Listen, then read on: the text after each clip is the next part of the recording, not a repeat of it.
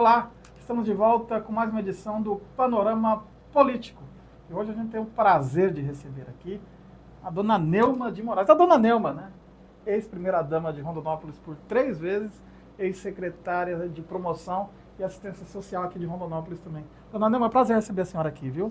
Olha, é um prazer, é nosso, ficamos muito felizes pelo convite. E é muito importante esse bate-papo aqui, porque estarmos em casa, sendo acolhido por vocês, é muito bom. A senhora foi primeira-dama de Rondonópolis em 3 oportunidades, né? Acho que a Ana Carla deve ter sido em 3 também, se não me engano. Mas, dependendo disso, o pessoal corrige aí. E eu pergunto para a senhora, qual foi a experiência de ter sido primeira-dama e secretária aqui em Rondonópolis? Olha, eu sempre digo que foi uma gratificação, foi gratificante estarmos à frente do município de Rondonópolis, ser por 3 vezes, ser primeira-dama, secretária de Assistência Social. Nós tivemos a oportunidade de poder trabalhar com quem mais precisa do poder público. Eu estive à frente, eu puxava a nossa gestão através da Secretaria de Assistência Social, onde nós fizemos um grande trabalho. Para você ter uma ideia, quando nós chegamos, tínhamos 2 CRAS, deixamos a cidade com a cobertura de 9 CRAS. Então, uma cobertura que, de fato, ele atende a cidade toda dentro desse cuidado da assistência social, que é o SUAS, né? Vamos fazer um exercício de voltar no tempo? Bora. Em 1985, a senhora estava dando aula e tudo mais, né? Sim. Mas já pensava em política. De repente, em 88, o Zé do Pátio, candidato a vereador. Né? Passaram-se aí, né? 88, 98, 2018, 2026, aí muito tempo se passou.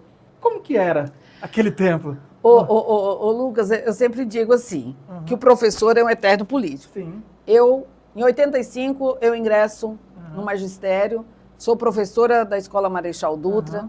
Ali, conheci o Zé Carlos ali, mas ele não só dava aula. Também não era político? Também. Não era político, mas já trabalhava no poder público, já era um agente público, ele trabalhava na prefeitura. Era ainda o engenheiro do Zé Carlos. O engenheiro era do pátio nessa época, né? E aí a gente se conheceu ali e depois ele foi convocado para vir a ser vereador naquela época. 88. Em 88. E nós fomos para a rua.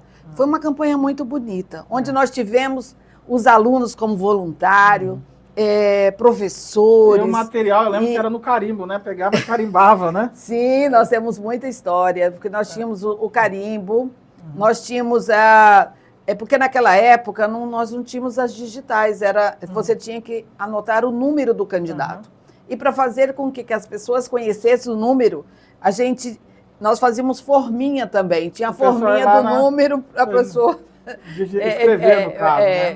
No dia da eleição. Então, foi uma experiência ímpar na nossa vida. O material que nós íamos para a comunidade era rodado no mimeógrafo.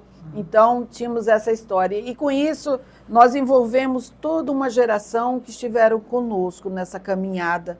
E foi muito importante. Estamos até hoje. São 40 anos de história nessa caminhada. E aí, em 88, o Zé foi vereador. Aí foi reeleito em 92, reeleito em 96, 98 deputado estadual, reeleito em 2002, depois foi reeleito de novo em 2006, Sim. 2008 prefeito, 2012 deixou a prefeitura, 2014 deputado estadual novamente, 2016 prefeito, 2020 prefeito. Acho que não esqueci de nenhum período dessas eleições. Por isso que ele diz que ele tem 10 mandatos. Né? Dessas eleições, qual que a senhora considera que foi a mais difícil, assim? Ou que mais marcou a vida sua e do Zé do Pátio, a vida da senhora e do Zé do Pátio? Eu vou te dizer, e vou dizer para você, eleitor, não tem campanha fácil. Cada momento é o momento da história. Então, quando nós estávamos como vereador, era um momento daquela história. Como deputado também, e prefeito também. Nenhuma das 3 eleições que nós tivemos para prefeito foi teve a mesma história, o mesmo ritmo.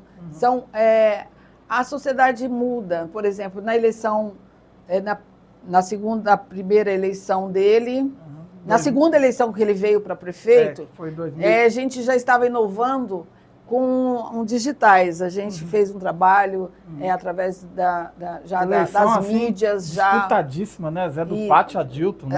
Dava até medo de sair na rua naquela campanha lá. E nós sempre, né, a gente nunca tem muito poder aquisitivo para... Né, e o partido, naquele tempo, não acolhia muito, que hoje foi garantido. Desculpa, gente. Fique à vontade. E hoje é garantida as cotas, né, do FEFEX para poder ajudar com que as pessoas, hoje o candidato, dispute de igual com igual com outro, né? Então, mas nós, naquela época, nós tivemos que... eu lembro que nós começamos nossa pré-campanha escrevendo de nuguete. Nos carros na rua. Carros, né? Nos carros. Na parte traseira dos carros. Carros. Então, Zé do Pátio, né? Está aqui, Zé do Pátio. Enfim, e é isso. E hoje também é um outro momento da história que nós estamos aí na caminhada. E aí a senhora ficou esse período de 88 até 2022 trabalhando em campanhas, nos bastidores. Sim. Em 2022 resolve colocar o nome da senhora para disputar o cargo de deputada federal, muito bem votado em Rondonópolis, né? Acho que foi a mais votada em Rondonópolis, né? E aí, como que foi essa transição, assim? Então, eu vejo o seguinte, que foram 40 anos, né, dessa caminhada que nós estávamos, eu do lado do Zé Carlos, trabalhando em prol da sociedade, levando dignidade para o povo, sempre voltado, buscando defender as políticas públicas para o cidadão, levando dignidade para a nossa população. E aí, quando eu fui convocada em 2022, a militância né, abraçou o nosso nome, convocou para que eu viesse. Não foi fácil, não. Foi difícil você sair dos bastidores e alçar voos para que você pudesse defender aquilo que você sempre trabalhou e aquilo que você sempre defendeu. Porque nós, como profissionais, professor, que você luta pela conscientização de uma melhoria, para que você defenda eu como militante, né? Sou militante, sindicalista, que fui para a rua. Eu estava grávida do meu filho mais velho, eu estava nas ruas de Cuiabá defendendo uma educação pública de qualidade, defendendo o servidor público. Então, esse fato também de eu me alçar e deixar meu nome, ser convocada para vir ser candidata e aceitar, é defesa disso tudo, Lucas. Entendi. É defesa de você levar dignidade, levar moradia, né? Como Rondonópolis, nós entregamos nessa gestão que nós participamos, direto ou indiretamente, de todas as decisões da gestão, nós sempre estivemos perto para a gente decidir. Levamos, para você ter uma ideia, quando eu vim secretária de Assistência Social, a pasta a secretaria era tão pequena, nós tínhamos vários departamentos, e um dos departamentos era habitação. E habitação, eu estruturei a habitação toda, passando, falei, não, agora nós temos que cadastrar, vamos cadastrar tudo, passar pelo assistente social, estruturamos a secretaria, o departamento, e ele expandiu de tal forma, nós fomos para a rua, fizemos toda uma pesquisa para descobrirmos qual o déficit de fato de população nós tínhamos em Rondonópolis. E nós fomos para cima, nós fomos construir, e com isso nós entregamos nessa gestão mais de 30 mil casas entre Minha Casa e Minha Vida, que também devemos ao governo federal, ao presidente Lula, e também lotes urbanizados aqui na cidade. Então esse é um olhar que nós sempre estivemos junto, trabalhando e buscando. E também na luta por escola, pela educação, porque a educação é transformadora, Lucas. Nós precisamos investir nos nossos jovens na educação, precisamos de escola período integral. E nós tivemos o privilégio de Rondonópolis, a gente deixava 5 projetos de escola. Você conhece as nossas escolas que nós deixamos? Conheço. Não é uma escola, é um complexo escolar, onde tem piscina, quadra, pista de atletismo, sala de contraturno, restaurante, auditório. Nossa, é um sonho. Eu gostaria de ser criança para poder estudar numa escola daquela. Então é isso. A escola período integral, ela vem hoje esse é um outro formato. Nós precisamos defender isso. E aí a gente vem com esse olhar hoje para buscar, dentro das bandeiras, a nível nacional, para que Rondonópolis, Mato Grosso e o Brasil tenham a escola período integral para as crianças de fundamental e nossos jovens precisam ser protegidos aí. A senhora acabou, né, ia fazer essa pergunta logo em seguida. Desculpa. Não, imagina. Quais seriam os principais projetos ou bandeiras da senhora, caso a senhora seja eleita deputada federal, a senhora acabou de responder, né? Essa é uma delas, né? Defesa intransigente da educação. Muito, e da mulher também. Nós precisamos hoje ter um trabalho fortíssimo na conscientização de vocês, homens, porque quem nos mata são os homens, porque não podemos conceber o que nós estamos vivendo hoje no país. Muitas mulheres sendo mortas, a cada dia 4 mulheres são mortas, então é uma defesa. E eu também tenho uma bandeira que eu quero defender também, mais uma das bandeiras, que é, por exemplo, a classe média, ela segura o país. Hoje a gente percebe que a classe média está ali. O presidente Lula veio, acudiu a nossa classe mais desfavorecida, que precisava de apoio, estava passando fome. Não é justo mesmo passar fome. Nós tivemos aí, no mandato do ex-presidente, a fila do osso. Isso nós não podemos conceber mais no nosso país. Um país com tanta riqueza, com tanta abundância na produção, tudo mais, e você ter as pessoas passando fome. Isso não. Agora, o presidente Lula fez uma coisa interessante. Ele deu a isenção do imposto de renda a quem ganha até R$5.000. E agora, vamos lutar para que chegue até 10. Perfeito. E aí, 2026, a senhora candidata, mais uma vez, segunda eleição que a senhora disputa. Como está sendo essa pré-campanha? Como que a senhora está trabalhando esse período aí? Olha, a pré-campanha, até eu tinha dito na eleição passada, olha, gente, eu venho nessa campanha, vamos preparar nossos jovens. Nós batemos na trave e não chegamos. Foi quase 50 mil votos de credibilidade, de confiança, de esperança que deram em nós. Mas aí eu percebo que agora veio de novo essa pressão. Nós somos convocados para vir, para somar, para que a gente possa ter, de fato, representante do povo, do trabalhador no Congresso Nacional. Lá tem as várias bancadas e precisamos ter essa. E das mulheres, precisamos ter mulher no Congresso Nacional ocupando os espaços que nos defenda. E mulheres que tenham comprometimento com todas as bandeiras que vêm, as bandeiras da família. Qual que é da família? Eu ter dignidade de casa, moradia, acho que é a primeira coisa. E como eu disse que em Rondonópolis nós construímos muita casa, e o presidente lançou o PAC 1, já tem o PAC 2 agora, para moradia. E Rondonópolis, nós tivemos de entregar lotes urbanizados. Mas nós fizemos uma coisa também em Rondonópolis, Lucas, que as pessoas, foi histórico. Foram mais de 40 mil escrituras que nós entregamos para a população.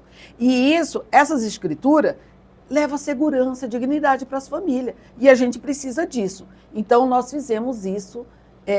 Isso é o nosso mandato, é um olhar de gestão, é um olhar de sensibilidade que nós buscamos atender. Foram mais de 40 mil. Então, esse olhar. Então, eu percebo que dentro do Congresso Nacional precisamos ter pessoas que estejam comprometidas, de fato, com a bandeira da sensibilidade com o nosso povo, defendendo a educação período integral, defendendo que nós temos a isenção do imposto de renda até R$10.000, defendemos a habitação, é uma das nossas bandeiras que nós vamos defender muito, porque precisamos sim, e precisamos pensar também no meio ambiente. Nema, eu perco a pergunta, mas não perco a amiga. Né? A gente Fala, Lucas. está vendo aí um momento no grupo do Zé do Pátio, Paulo José, que foi candidato a prefeito do Zé do Pátio, né? Até era o casca de bala, sendo candidato a deputado federal e disputando eleição, vou dizer assim, contra você, mas o mesmo cargo que você. Como que você vê essa situação? Olha, é uma decisão que ele tomou, né? Ele nunca procurou o grupo, ele nunca procurou o Zé Carlos do Pátio, desde que o Zé Carlos deixou a gestão, e ele está do outro lado. Nós estamos aqui no campo progressista, campo de defesa, nós estamos aqui. Quando você fala do outro lado, é que ele não é mais do campo progressista, é isso? Olha, ele está do outro lado. Tá. O grupo que ele está do outro lado, não está conosco. Tá certo. Neumann, eu queria agradecer você, bate-papo sempre agradável contigo, e deixar espaço para as considerações finais. Olha, eu quero agradecer imensamente por estar aqui. Hoje, eu fui convocada novamente para vir, sou pré-candidata a deputada federal, para que a gente possa estar no Congresso Nacional defendendo nossas bandeiras da educação, período integral, para proteger nossas crianças, nossos jovens e o desenvolvimento dessa geração que está aí. Nós temos hoje, o Favro teve aqui, 3 pragas, né? Que é a questão das BET, das telas, que é uma das coisas que a gente tem que bater e buscar regulamentar e talvez inibir, né? Porque as BET têm tirado e endividado muito a nossa população. E as telas também, né? Então, eu vejo que precisamos desse cuidado. Então, nós vamos estar de olho, nós vamos estar defendendo nosso povo. E aí, para isso, a gente pensou, numa escola período integral, nós temos a criança vai estar ocupada o dia todo com atividade de cultural, esporte e desenvolvimento dela na escola. Seria a criança nas creches, período integral, a escola no fundamental e os nossos jovens também. E também não posso deixar de dizer aqui o valorizar e pedir mais IFMTs e mais Universidade Federal para que a gente dê cobertura para o nosso jovem, nossa população. Obrigado, Neuma, e a gente volta numa próxima edição do Panorama Político.